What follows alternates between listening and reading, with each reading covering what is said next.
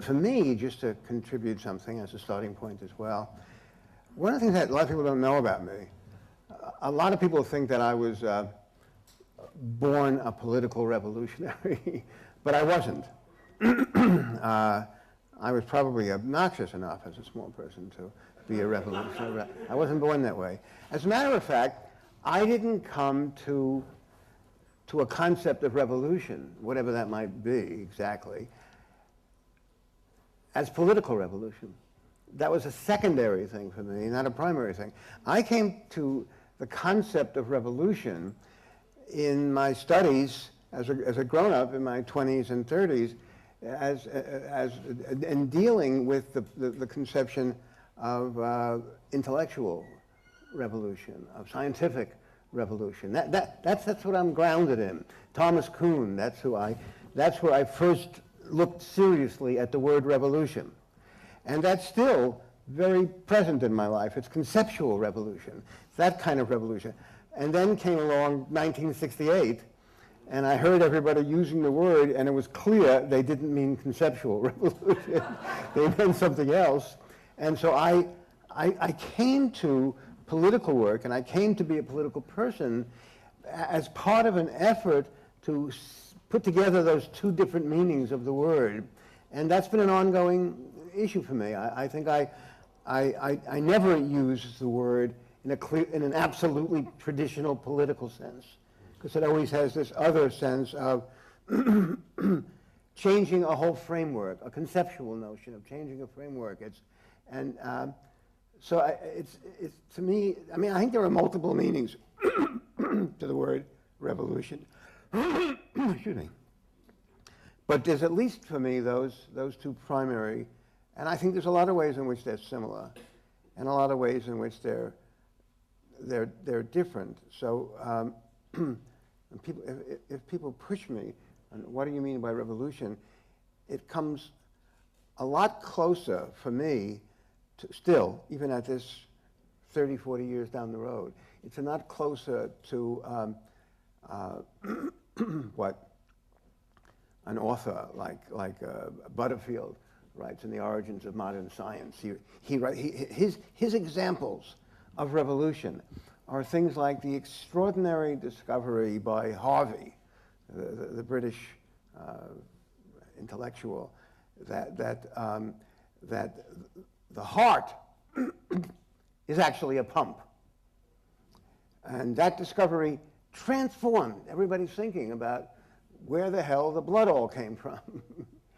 That sense of revolution, of a discovery, of an insight, of a recognition that you've been looking at things this way and you've run into problems that you can't get beyond, and then someone comes along, or some bunch of people come along and say, oh, no, no, no, no. It's actually a pump, and the blood that's going through is the same blood that went through last time.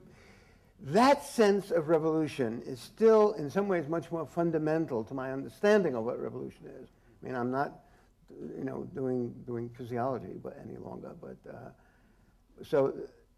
and then I've tried for my whole life to meld that together with my being political, with being a Marxist, with all of that. But that's still very dominant for me, and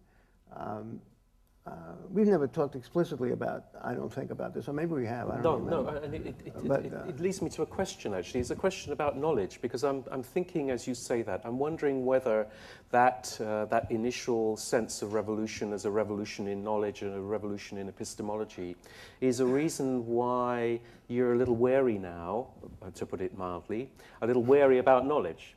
I've been going around this conference, and I've been saying to people, what is revolution? And I've been wondering what the answers will be, and no one's given me an answer. And I thought, well, okay, that seems right, because I don't know either. I suppose you can't tie down a revolution and say what it is, but you can say what it isn't. Like, it's important, I think. I don't know what you think about this, but it seems to me that it's important to know that a radical break which changes everything, which is what the October 1917 revolution in Russia was, for example, is not the same as the rise of a dictatorship under Stalin, where power is crystallized and there's police terror. That is, we need to know something about what a revolution is not in order to open the space for creativity and some kind of radical break which refuses this terrible state of things that we've got in the world. And I wonder what your response to that is. Absolutely. About using knowledge in that way. I couldn't agree more. As a matter of fact, what I came to believe early on in this process I was describing before is exactly that. I came to think and feel and believe that this whole conception of what a lot of people were talking about back in the 1940s and 50s, of paradigms, that I suddenly started to think that there hadn't been a proper application of all this thinking, Thomas Kuhn, for example, about paradigms to paradigms itself. And that perhaps, these were the beginnings of my struggle against knowing, perhaps we've come to a moment in the socio-historical process and the whole, where paradigms don't make any sense either, where they're as vulnerable to the claim that you can't have a paradigm of paradigms, and that in fact the danger lies at that methodological level. And the difference between what happened in Russia and what happened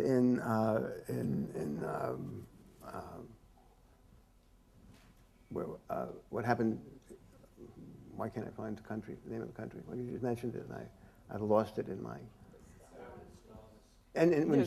Stalin in Russia, yes. yeah. And what's happened elsewhere, the absolutism of Stalin versus a deeper sense of revolution. While I agree with that completely, and this might be where our fight goes to, I don't know that we can make that distinction, even that one, as clear as it is in absolutistic terms. We have to be clear even of that distinction, even though intuitively and politically, and the way I live my life, holds onto it dearly. And I know you do too, and I feel enormously close to you in that. But I'm wary of being able to make that distinction. And I think maybe the time has come, this is what I've been writing about since then, where, many people say to me, David Parrott was saying to me just before, he says, "Is David here?" We were having this, oh yeah, we had this lovely conversation, brief though it was, I wish it was longer, at lunch. And he was saying, and I felt very given to by his making the statement that we had never met in person before, though he's read my writings. And he said, and what I got out of what he said, I don't want to quote him because I'll probably misstate it, but at least I can say what I heard out of what you were saying. What I heard was saying, since he was saying, wow, you're a little less, or maybe much less, or something less strident in person than you are in your writing. I mean, your writing comes across as if you'd never think to say to somebody, I'd like to hear what you have to say. In person, you seem to fairly sincerely say that all the time and open it up. And it's true, it's right, whatever true means, it's true. That is accurate. And, I tried to pass it off on the written word, but it's me. I mean, that's real. But that is real because I am profoundly interested in hearing what people say, and I work very hard at it, and people have a very strong positive reaction to that. And part of why I do it is that I'm eager to create new things, and if you create new things socially, you have to hear what people say, and that's very important to me. So I do feel very much that way, and was touched by David saying that, but I'm also very wary, maybe from that educational experience, wary of people who say that, those very words, who say the words, I'm really interested in what you believe, I want to hear what you have to say, but who I don't believe them when they say it. Because I think people often say that in a way which introduces the most profound dogmatism. Because they already know what they want to hear, or they know what they're looking for as the little slips, and then they'll be able to measure your mistakes against their true knowledge and tell you it again. They're doing it in the name of a moral commitment to that kind of thing, but not a creative commitment to that kind of thing. They're saying, I want everyone in the room to have a chance to say what's their opinion. Well, I don't. I want us all together to create something. That's what I want us to do together, not to simply have an equal chance of saying that. So this conception of the revolution as a paradigmatic change, and then the breakdown of that, for me, very much informs. So that leaves me in some ways vulnerable, in some ways an advocate of a certain kind of relativism, which you picked up on in our writing, and I think, in a strange way, I think you're right. I think it's true. And in a way, of course, relativism is necessary if you're a Marxist of any kind, because you've got to have a conception of things changing, the possibility of the world being a different place tomorrow than it is today. But I have a puzzle, which is, don't you need to know something about the conditions which prevent that change? Don't you need to know, for example, something about capitalism as a system which is characterized by exploitation of natural resources, exploitation of human beings as if they are natural resources, alienation as the sense that we're separated from our work and individualized, some kind of knowledge of the way the world is, so that, for example, when you raise a slogan against the war in Iraq, no blood for oil, it's because you understand something about the stakes. You understand something about what the imperialist powers are looking for. They're looking for the oil, and they won't let anyone stand in their way, and they'll kill people if necessary to get it. You have to have some knowledge of what capitalism is to have a revolution, don't you? Yes, but you can't. Okay. Okay, all right. That's my position. Okay, that's okay. I'm a little bit disarmed by this. I have to say to you.